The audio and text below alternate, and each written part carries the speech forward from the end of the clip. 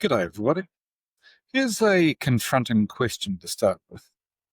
If a serious incident of aggression or violence happened at your workplace tomorrow, would you and your team actually know what to do? For a lot of New Zealand SME owners, the answer is a bit of an awkward shrug. We hope it will never happen. We tell ourselves our people are good sorts and we carry on. Until one day, a heated disagreement turns into shouting and threats in front of everyone. Or a disgruntled ex-employee shows up angry, or quieter forms of violence, bullying, intimidation, harassment, slowly drive good people out the door.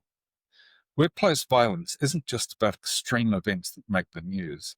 It's also the day-to-day behaviours that leave people feeling unsafe, anxious, and distracted. And in a small business, the impact is amplified. One incident can damage trust on a close team, scare customers, and leave the owner juggling emotional, legal, and reputational fallout all at once. So what can you practically do about it if you don't have an HR department or a security team sitting in the background? In the article linked below, I break it down into a three-part strategy: prevention, intervention, and response. Let's walk through each briefly. First, prevention. Creating a culture where violence and aggression simply don't have room to take hold. That starts with clarity. A zero-tolerance stance is not about being dramatic. It's about drawing a firm line. People need to know exactly what counts as unacceptable behaviour: physical aggression, shouted abuse, repeated put-downs, threats, harassment, and domestic violence that follows someone into work. It's not enough to quietly assume everyone understands. Put it in your policies, your employment agreements, your onboarding. Talk about it in plain language. Just as importantly, as a leader, model calm, respectful ways of handling conflict yourself. Prevention also has a practical side: basic security. Things like controlling who has access to the premises, having a sign-in process, locking down sensitive areas, and knowing who to call in an emergency. None of that needs to be fancy, but it does need to be thought about before you need it.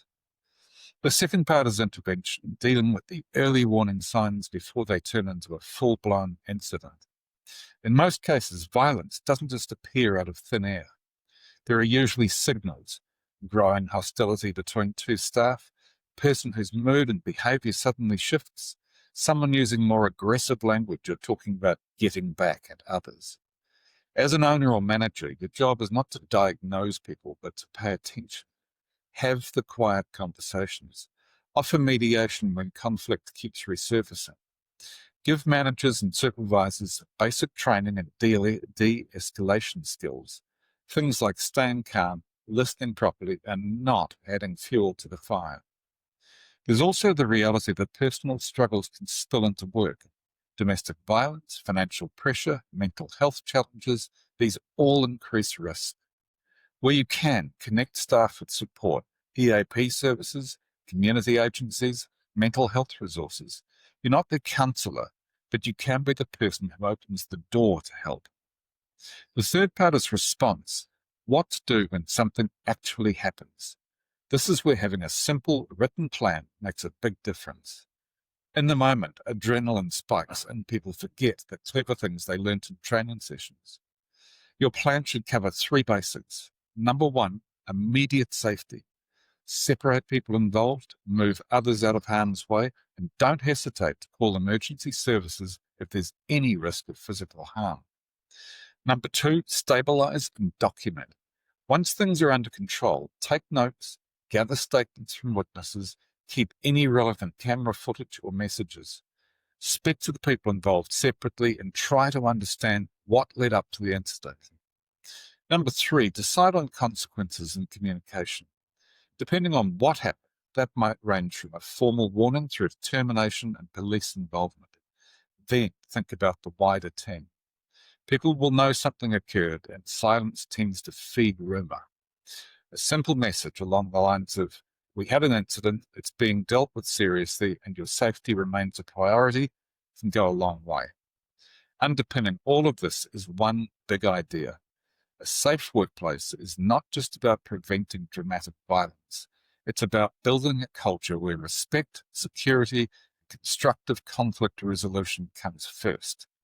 So it's worth asking yourself, how clear are your expectations? How confident are your managers at handling conflict?